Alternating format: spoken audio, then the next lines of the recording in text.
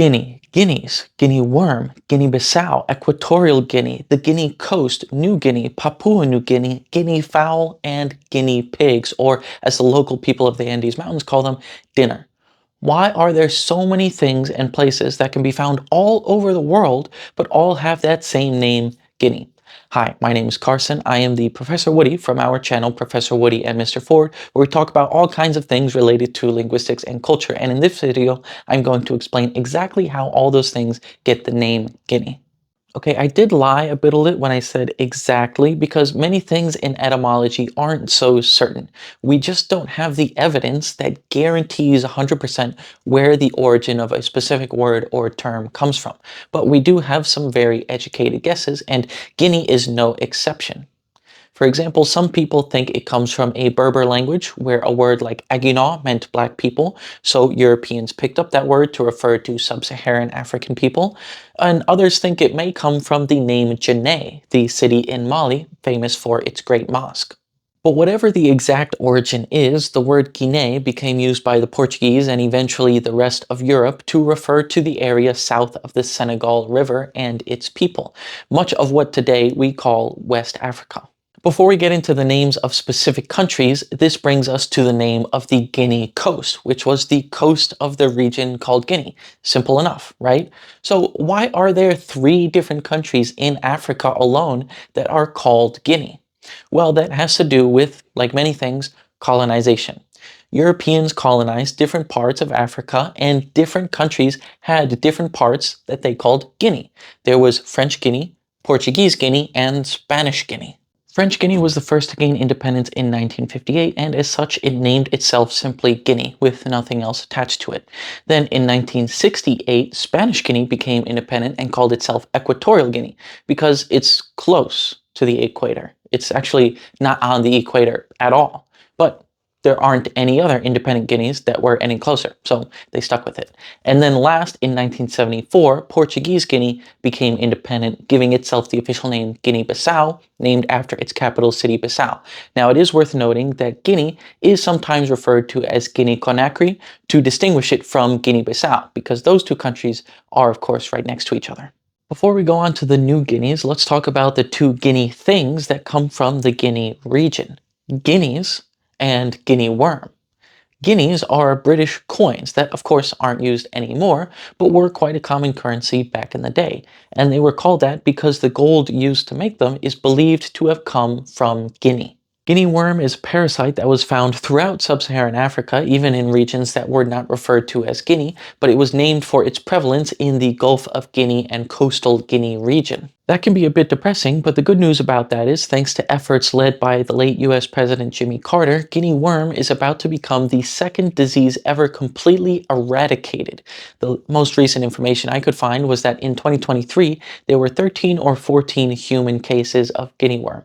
It might still exist in some animals, but they have done a lot of work of bringing it from millions of cases across about 20 countries to bringing it down to just a handful of cases. If you'd like to learn more about that, as well as all the other linguistics information in this video, there are plenty of links in the description to learn more. I promise I'm about to explain the New Guineas, but first I need to ask for your help. We love making these videos, and we want to give you guys good, informative linguistics videos every week or even more. But the only way to really justify putting the amount of time and effort that it takes to make these videos is to have some kind of support. And the best support that you can give us is a bank transfer to my account. But assuming most people don't want to do that, we will take a like, a comment, a share, and a subscribe. Thank you so much for that. And if you only know me from this channel, then you might not know that I've been uploading quick videos almost every single day for the last over 2 years on the Clock app. But if that's about to go down, then we have to rely on this. So please like, share, comment, and subscribe. Now, on to New Guinea. So we have New Guinea, not to be confused with Papua New Guinea. What's the difference? Well, New Guinea is this specific island that is shared between the countries of Indonesia and Papua New Guinea. Papua New Guinea is the country that takes up half of the island of New Guinea, as well as other surrounding islands. So why does it get that name? Well, the New Guinea island gets its name because when Europeans first went there, they met the Melanesian people who had dark skin similar to the sub-Saharan Africans that they knew from the Guinea region. So they gave it the name of New Guinea. The country of Papua New Guinea obviously gets the latter half of its name from that island of New Guinea. But what about the first half, Papua? Well, that was another name for the island, used by especially the Spanish and Portuguese, but also used by some people before the Europeans came. Where exactly it comes from is again uncertain. Some people say it's from a Malay word, it might be from a Tidore word, it might be from a Biak word. We're not completely sure. Whatever the origin really is, the important part is that it became used to refer to at least part of the island and then the whole island and therefore part of the country's name. And now for our last two Guinea animals, Guinea fowl and Guinea pigs. We'll start with Guinea fowl because it's a bit more straightforward. These birds are from the Guinea region. They can be found in a wide range of areas, but Europeans got them from ships that came from Guinea. So what kind of fowl is it? Oh, it's the fowl from Guinea, therefore it's Guinea fowl. For guinea pigs, however, it is again not so certain, and it's not even that obvious. After all, how does this South American rodent get called a guinea pig? Well, the pig part probably comes from people thinking that they looked, sounded, or even tasted like pigs.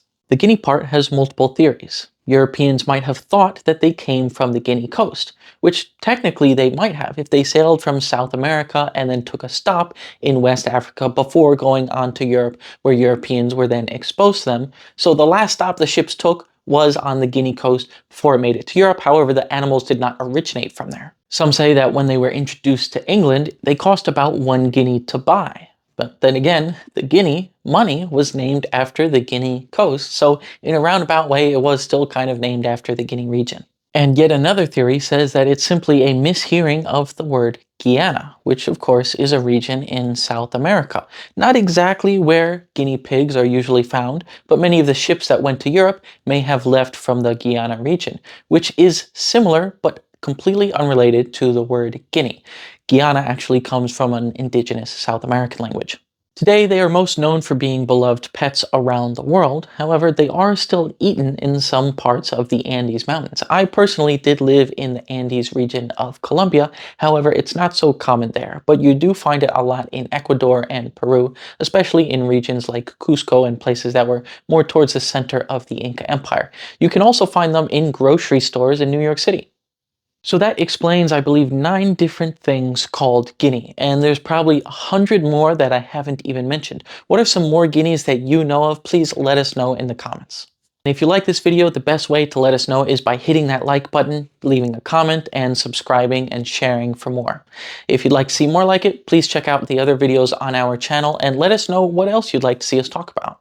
And if you've made it to the end, thank you so much for watching. My name is Carson. I have been Professor Woody. This is Professor Woody and Mr. Ford, although we've also called ourselves the Descriptivist Dialect. We're still thinking about names to solidify our channel. Let us know what you think about different names.